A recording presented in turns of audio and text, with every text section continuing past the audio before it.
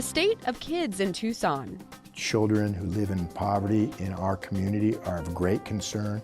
And Casa de los Niños makes a big change. The needs of families have not gone away. We just are serving them differently. This is Metro Week.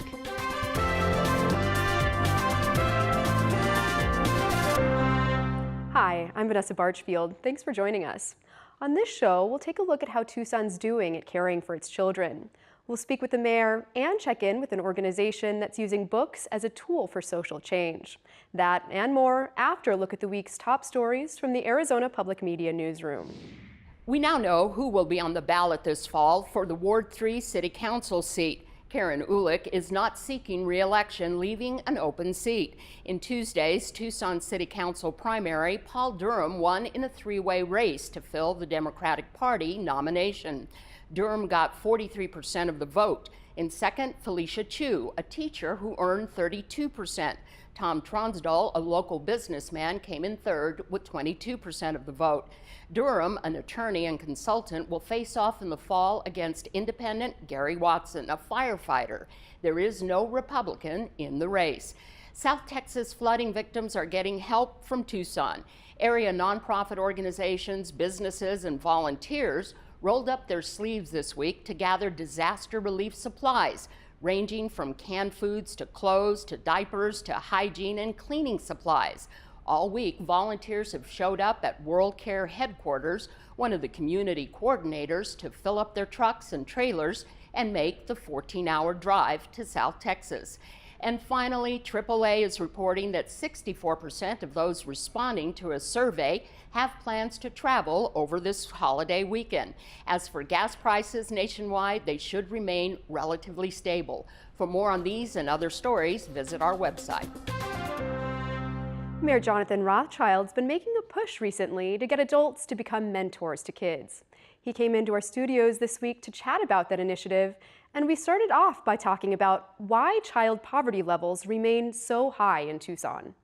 The national rate of poverty for children is about 20%, which is high. That's about 1 in every 5 children lives in poverty. That's about where Tucson's at, but that number's too high. And the causes are multiple.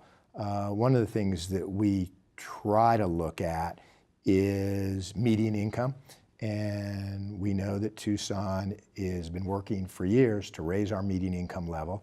We've been doing that, but needles move slowly. And there are, of course, a multitude of other challenges facing Tucson's children. What are some of the ones that are most concerning to you? Well, where I try to address it, because I try to address solutions, and I think the first place you have to go is to education. And certainly one of the things that we've worked a lot on and had some success on is getting children at reading level by grade 3. Because if a child can read at grade level by grade 3, their indicators say their chances for success, their chances for moving out of that cycle are great. And so we've worked with groups like Literacy Volunteers, Reading Seed, and a number of groups, our public schools, to help at that level. And those are things that you're not going to see the results for a generation. But I can tell you, and I go into schools a lot, you're going to see those children that are in those situations succeed. I think 2 days ago, we did a college readiness fair at both Sunnyside and Desert View and brought a lot of the resources that can move folks on to the next level and put 400 high school seniors in each high school in a gymnasium, kind of pepped them up, and they rushed the tables and they were eager to get the information. And that's really the level, once you've laid the foundation, where you're going to see those changes. Now I want to shift to talk about your youth mentorship initiative. Why did you decide to lend your weight to mentoring? Well, it's a lot of what we just talked about, what we see in the community, but I also saw in some of the other programs that we did, housing formerly homeless veterans, getting folks signed up for health care, helping people who are coming out of our prison system, that in each case, people did better when they had somebody to guide them, when they had a mentor. and as much focus as we know we need to put on the children of our community, it was my thought, well, why don't we try to emphasize getting more mentors for the children of our community? And you're calling in particular on men of color to get involved. Why is that? Well, so one of the things I've learned as mayor is not to reinvent wheels and also not to step on toes that are already existing. So what I did was I reached out to the groups in the community that were doing the mentoring and said, look, what are your needs? What are you seeing? And what they inevitably said is that we don't have enough mentors. We have a greater need, and we're not even necessarily looking for children because we already can't meet the need we have, but that in particular, we do not have enough men of color, whether it's Hispanic, African American, Native American, who are participating. And that not always, but often young people who are of those backgrounds will look up to, will respect, and will culturally connect quicker with a man of color. And so we're making that call out, but this call out is to the whole community. It is for everybody, and there's nobody who can't help. And are you yourself working as a mentor? I'm going to. I looked at our menu, which you can go to, and it's important because it's our portal, mayorrothschild.com/mentor. We have about 12 agencies up now, I believe, and each one of them tells you what they expect of you and what you can expect from the experience. So I look through that. For me, my days are pretty busy, and so I look for those where I could give an hour a week, 4 or 5 hours a month. And so I've signed up for those. Both of those agencies got back to me right away, and so I'm going to go through the process. And what would you say to someone that's thinking about doing it but hasn't gone to your website yet or hasn't, made the call? When you give, you get back a lot more. And that feeling, particularly of helping a young person, is something that you can treasure forever. So there's a little selfishness in it, but at the same time, when we talk about the problems that face our society, because they're not local issues, they're national issues, they're sometimes world issues, you only as an individual, and we all work and we raise families and we're all busy, but I think we all have an obligation to give back to our community. And this is a place where you can give back and you can make an impact that will last generations. Because if you can take one child out of poverty, boy or girl, or change their life, give them something, it's not even poverty, it's give them a vision they may not otherwise see. If you can do that for one person, and that person then goes on and is successful and accomplishes, that means that their children are going to be successful and accomplish, and the children after that. And so this is a program that I'm going to talk about every time I talk, and just let people know because it's that important. Now we head to the Pascua Yaqui Boys and Girls Club to meet some people taking part in a long-established mentorship program. Elliot Burris retired 2 years ago from a long career working as an engineer. I've stayed at home for a little while. I found out that I needed to do something else. I had to get out of the house. I needed some more structure in my life. So I found out about the Boys and Girls Club, and I've been here for the past almost a year. Elliot volunteers here in the afternoons, 5 days a week. There's a lot happening at this clubhouse. It has 400 members, and about 100 kids show up every day after school from 3 until it closes at 8. They play games, work on homework, do art, and make things on the 3D printer. They even get dinner.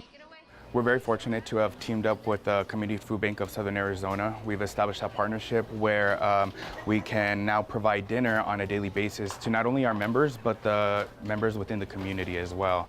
Tonight on the menu, beef, chilaquiles, beans, and fruit. Elliot serves dinner, and he fills in wherever he's needed. And that could be helping homework, that could be playing some of the games, that could be in the computer lab, which is my strength, or it could be mentoring. Each Monday evening, the club runs its mentoring program. That gives Elliot a chance to sit down with his mentee, Melquiles Betters, who goes by Mel. Yes, Mel. I like Mel. He's a great kid. He's a 13-year-old. He reminds me of a lot about me when I was 13, some of the awkwardness of being 13. And because I still remember, I know it's a few years ago, but since I still remember that, I can relate to some of the things that he's getting into or asking about. Mel's an 8th grader at Valencia Middle School. Just like Elliot, Mel wants to be an engineer. He's also into sports that he says don't usually appeal to kids his age. I'm a professional youth bowler outside of school, and I was actually one of the only kids who got 3 plaques, 2 trophies, and a pin to go on my shirt. It's clear he's into his sports and computers, but when I asked him what he likes the most, he says it's his Boys and Girls Club. I love everything about it. It's always given me a positive attitude. Every day when I get here, I always feel like I have to be positive and be on my best behavior. There's a lot of time to hang out with other kids here, but today there's also an hour set aside just for him and Elliot. Mel says he remembers the first time he met his mentor. He seemed like a really nice dude, and and I started talking with him a lot more, and I sort of got closer and closer to him over time. So how do they spend their time together? It's one-on-one environment where I could help him with his homework, talk to him about his family, talk to him about problems at school. Most of the time we actually just talk about how our days have been, and we also talk about what we plan to do in the future. This is help developing the person he is, not just in character, but in relationships and how he relates to other people. Mel says before he was in the mentoring program, he had a hard time communicating. I had a lot of trouble with that. I remember at one point, I wouldn't really talk to people. I wasn't as social as I am now, and if it wasn't for mentoring, I wouldn't be who I am now. Elliot says it's so important for kids like Mel to have someone to talk to that's not in an authority role. I am more on a friendly level, yet I'm still recognized as an adult. So he can seek help from me. And I think it's important that they have somebody that they could not just talk to, but vent. Clubhouse director Adam Ortiz says the mentoring program has been a huge success. There's so much excitement and traction behind it that we have a lot of members going home and telling their parents that they want to be part of the program. So we'll get phone calls from parents asking if they can sign up or if they can be part of the waiting list. And yeah, there is a waiting list. There are just more kids that want to work with a mentor here than there are adults like Elliot to work with them. If there's anyone out there that can, that feels that they can establish or just be a good role model to any youth, we highly recommend them to just reach out and to give an hour a week. It's only an hour a week for them to make a big difference in a child's life. Elliot says he gets a lot out of helping Mel and the other kids here, but that's not the only reason he comes back every day. I enjoy this. I enjoy coming in. I mean, this isn't a job. I mean, I'm not getting paid, so of course it's not a job. But I actually look forward to coming in and seeing the kids and playing with the kids, working with the kids, even going through the homework. And some of the homework is difficult for me, but I'll sit down with them and we'll figure it out together. I say that, and I think because I raised 2 boys, or I should say my wife raised 2 boys. I went to work every day, so I probably missed out on a lot of the raising of the children. I'm doing that here. I'm making up for it. There are other organizations that run mentoring programs like the Big Brothers, Big Sisters, and Youth on Their Own. You can find a list on our website. While mentoring is a way to help kids develop critical skills, a more basic need is housing. Casa de los Niños has taken kids into its emergency shelter since its founding in 1973. The organization announced this week that the shelter will close, and they say that's a good thing. Welcome, everybody. Everybody here okay? Susie Hoons, the CEO of Casa de los Niños. She says for the past year, the number of children in the organization's emergency shelter has decreased significantly. The facility, which has a max capacity of 45, is currently housing only 2 children. We have been shifting to more home-based, community-based care. We provide in-home services to families before a crisis happens. We provide home visitation and free parent education to thousands of families every year to make sure that they have the resources they need to raise healthy children. We really want to work with families before there's a crisis. It's so much healthier to have children be raised in a home and to be in their family. Now, let's back up a little. Casa de los Niños is one of many organizations around the state that works with the Department of Child Safety, or DCS. DCS's mandate is to respond to reports of child abuse or child neglect or child abandonment in the entire state of Arizona. So we get about 50,000 investigations like that a year. And of those 50,000 investigations, sometimes we find that a child is unsafe in their home with their parent, and then they therefore are removed into state custody and then need a safe placement. That safe placement could be in a foster home or in a shelter, like the one at Casa de los Niños. And there once was a time that providing crisis shelter was the best way we knew how at the time to protect children. But we know differently today that there are better ways to serve children and family before a crisis happens. Just a few years ago, DCS's predecessor, Child Protective Services, was in the midst of a crisis of its own. A huge backlog of child abuse reports going uninvestigated. What had happened, a few years ago and back for about 7 years plus was there was not enough capacity in the system to account for all the kids coming in. So the growth of shelters and the expansion of shelters became what was happening to serve the demands. McKay says a lot has changed. From the very front end to the very back end of this system, there's been a massive makeover. So just to give you an example, when people used to call the child abuse hotline, I'm sure in this very community, they'd sit on the phone for 20 minutes waiting for someone to answer. Today it's 25 seconds or less. And our response time used to be about 50% response time to see children and make sure they're safe. Now it's about 93 on time, all the time, for almost a year now. And then the fact that they have process behind how they go out and do investigations and assessment, and they don't have 200 cases on their caseload every day, they have 12, makes for a much more quality intervention. So is McKay confident that his department will be permanently funded to continue its work?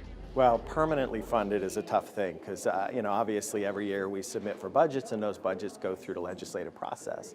But yes, for now, we are comfortable that we are adequately funded to get the job done based on the demand. So we know that, our caseloads are down. We know that the number of kids in care is down. We know that we are moving more children either home or to adoption than are coming in every day. So there's not kind of this system clog anymore.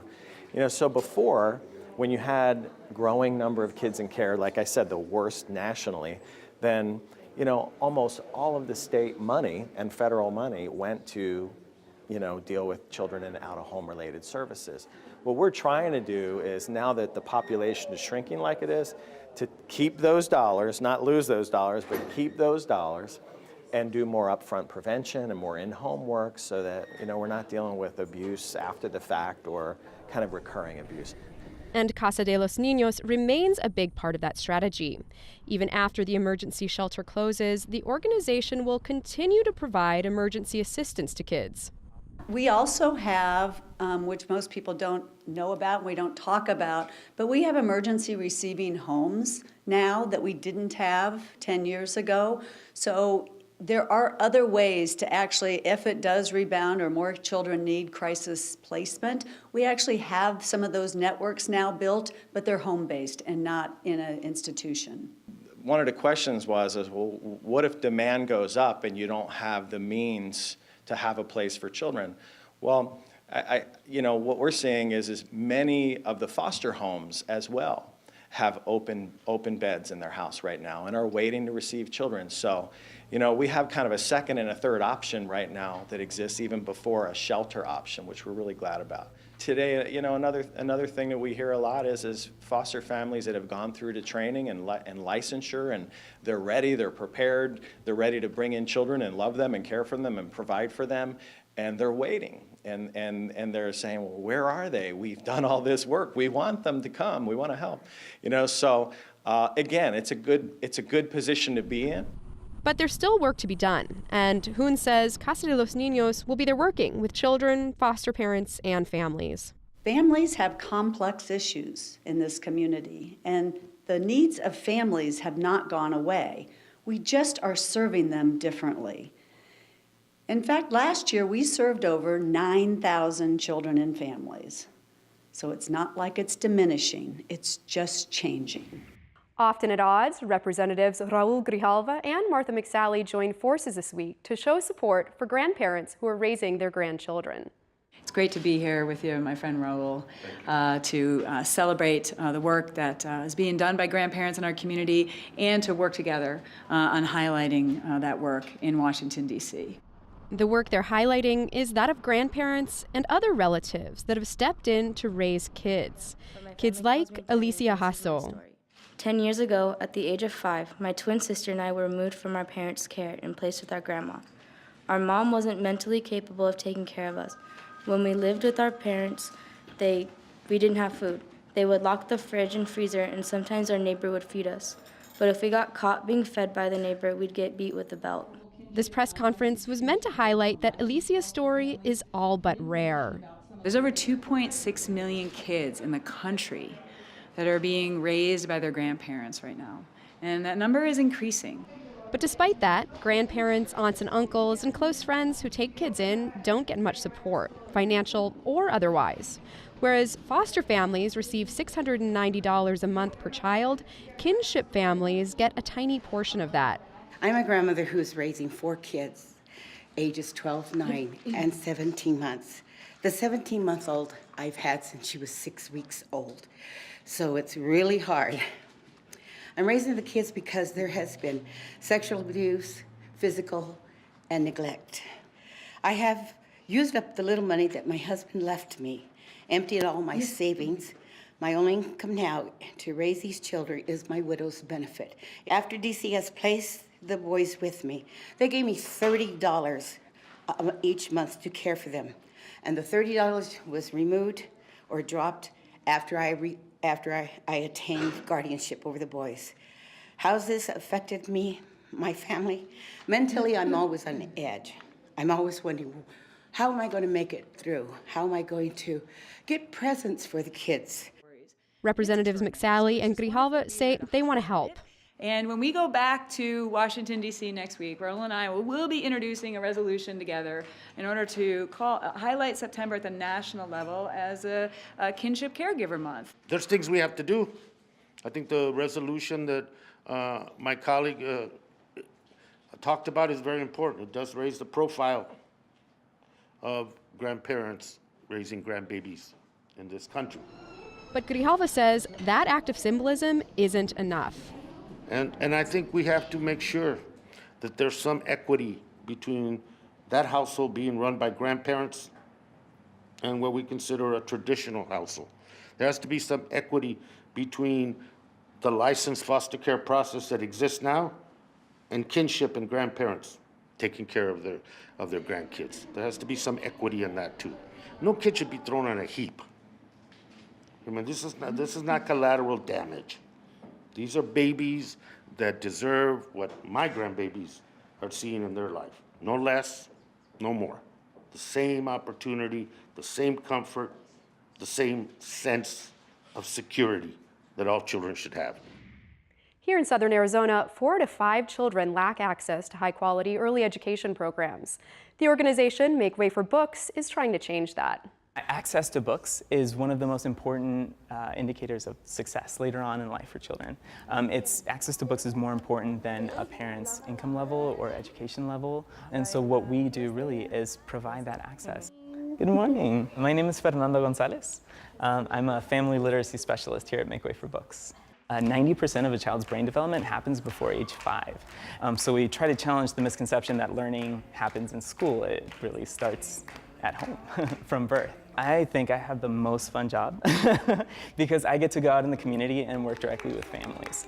We have 2 ways that we make change in our community. One way is we partner with hundreds of preschools and childcare centers that enroll children that are coming from economically disadvantaged backgrounds, and we say, hey, look, we're going to help make this experience the best experience it can be for that child. So we're going to work with you. We work with more than 700 teachers every year, as well as families that are located in those preschools and childcare centers. And then, because of the tremendous lack of access, we got really creative about 5 years ago, and we're really thinking, all right, what are we going to do about this? Because the majority of our children don't have access. So that's when we said, all right, we are going to meet families where they are, literally. So I get to go to schools and apartment complexes and different community locations where parents already spend their time. We try to break down as many barriers as we can so that families can have access to our programs and to books. So that means going where they already are. In our experience, once an adult knows their tremendous power to really shape their child's future for the better, they are all in. They just need the tools. This is my daughter Ayla, and she's 2, and she's been here at Make Way for Books since she was 4 months old. It has helped her vocabulary. It has helped her just learn everything from numbers to shapes, singing. I think it builds her confidence, and she's very friendly because of it, and she's very open to reading any kind of book. We welcome parents in, we sing songs, we share books, we model really engaging and fun ways to share different types of books, whether it be nonfiction books or wordless books are really great ones. Un helado, por favor. We really emphasize, all of our programs are bilingual, English, Spanish, and we really try to emphasize to families that they should be reading to their children in whatever their home language is as well. The teachers, I call them teachers, they're very much all about the kids. The kids don't have to be sitting quietly like in a school setting. They can be themselves, they can touch the books, they can take the books sometimes. Some of them eat the books and rip the books. But since they're allowed to be very at home, they're comfortable around books. They're comfortable in the setting around the people, so they're comfortable with books. And that kind of builds a bond between them and the kids and us, so it feels like family. Oh, stomp like an elephant. Like this. My job is to be a mirror for parents. What we try to do is that we show parents that they already have everything that it takes to be their child's first and best teacher. I'm passionate about social justice. I'm passionate about equal access for all kinds of people. And when I say access, I mean access to information and to education. One thing that I consciously try to do when I'm implementing these programs is to provide sort of a scientific background as to why, explain why it's important to dance around and to act like a monkey, because it can seem kind of silly, honestly, or why it's important to be talking to a baby, even if the baby isn't talking back or it doesn't seem like they're talking back. By pointing out those studies and that kind of research, I feel like I'm making this information available to people that maybe normally wouldn't have access to it. I feel like that's so important, so that informs a lot of what I do. So I feel that sharing stories and sharing books, sharing people's stories that come to our programs, sharing books is a real tool for social change. What parents really walk away with, and has been our goal all along, is that none of their perceived limitations, they may not have liked school when they were in school. They may have struggled to read. In fact, we know a lot of families that have had that experience, but that what a parent walks away with once they've been a part of our work is that I am my child's first teacher, and I can do this. And not only can I do this, I'm gonna keep doing it. The program is geared towards parents. We want to model how to make books fun and how to create that love of reading and how to instill that in their children. It's an experience that's really about empowerment, and really how we define empowerment here is realizing potential and recognizing that all of us have that potential. I hope that they go on to be successful. I hope that they fall in love with books in the way that I fell in love with books. I remember my mom reading to me when I was a little one, and I still remember that book. I still remember quotes from that book, and I feel like that set me on the path to where I am now. My book was called Piggy Wiglet, It was about a little pig that escaped from his pen to go off on adventures. And so my mom would read that to me over and over and over and over. And she talks about how when I was a baby, she would just converse with me, even though I wasn't talking, and she felt like maybe she was crazy because she was doing that. But now there's all these studies that support that she was doing the right thing. And so that I love to share that with families too, that, you know, my mom took those opportunities, like any opportunity, any everyday moments are learning moments, is what we tell parents. That any moment, wherever you are, you can have these incredible interactions that are building a child's brain. That's our show this week. Keep up with all the latest news from across Southern Arizona on our website, news.azpm.org. Thanks for watching.